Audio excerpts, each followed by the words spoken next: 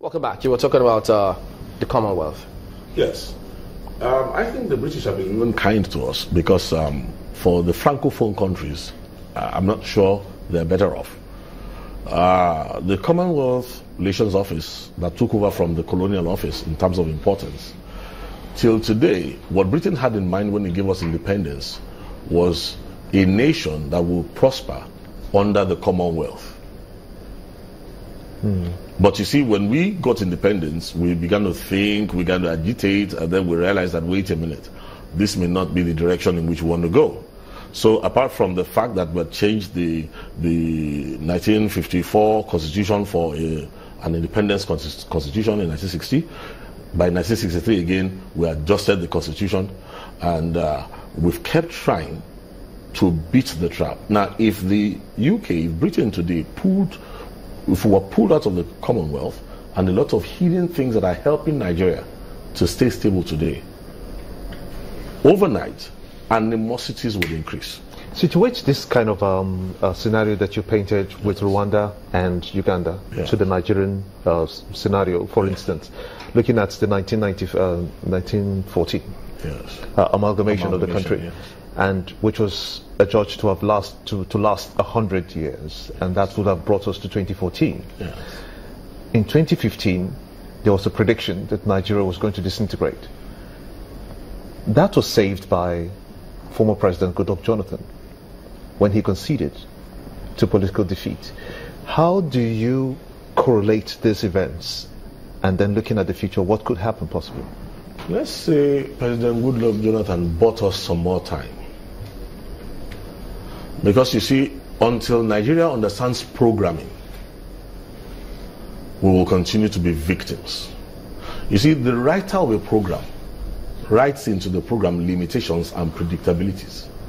If I were to ask anybody here to stand up right now and turn your right hand in the clockwise direction, then raise your right leg, turn it in the clockwise direction, you will do it successfully. But if I ask you to turn your leg, raise your foot, turn it anti-clockwise, and turn your hand clockwise, you will find out that the human body... You're making me want to... No, you can try it. You can try it. You'll find out that God is a programmer, and He programmed the human body in such a way that this side of your body works in sync. That's why when people have strokes, it affects one side of the body, if you notice that. Now, man is also a programmer, and man has learned to program man. If Nigeria wants to get out of this and take its pride of place in Africa, we must understand that a lot of what is happening to us is called programming. The putting together of the North and South was done as a part of a program, not to increase the unity, but to create animosity. Are you talking of the North and South dichotomies across Africa? Yeah. Even across Africa? Well, wherever divide and rule works, the parts that you engineer will have animosities. You engineer them to hate one another. To tell you how powerful this thing is, go and study colonial documents. When you are being sent from Britain into colonial Nigeria, if you are being sent to southern Nigeria, you will be an enemy of those who are being sent to northern Nigeria. So what you see here is a program. What do we need to do to get it right? To get it right, I've said something. I said, wherever you see the chaos theory, when it is used for failure engineering, the Rubik's Cube that I mentioned, 7 generations will try to solve it, and they will fail, because you can't do it intuitively. It's 43 quintillion options.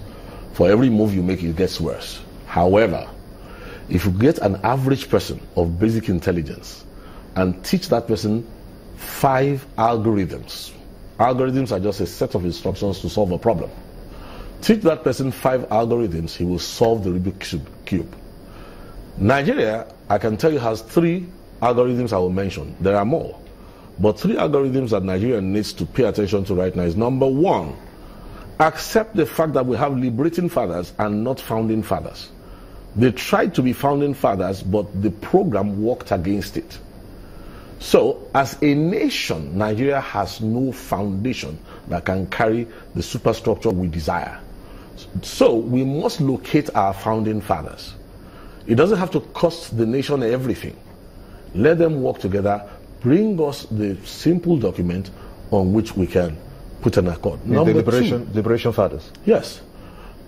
Not liberation fathers now. So founding fathers. So from amongst us afresh. Who will complement the work done by the generation of the fathers. We'll look at the other parts when we return. Yeah. Don't go away.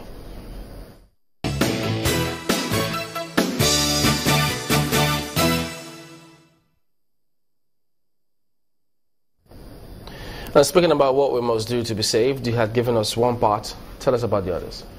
Well, I mentioned the first part. I said we need to locate founding fathers. I dared to mention people like Kolade, Dr. Kolade. I said, even looking again, people like Emeka Oyoku, Professor Anya. I mean, there's a lot of these people who can function. Now, the second thing that is urgent right now is that we have to neutralize what the military was used to inject into the Nigerian narrative. And the only way we can do that is if we can urgently introduce today, as fast as possible, what is known as NVC, non-violent communication, into the Nigerian narrative. That's deep strategy thinking. Yes. Ideas contending. Yes. If anybody is going to speak on behalf of any tribe, any nation, wherever, you must observe the rules of non-violent communication. The theory of non-violent communication was well developed by one fellow, I think called Marshall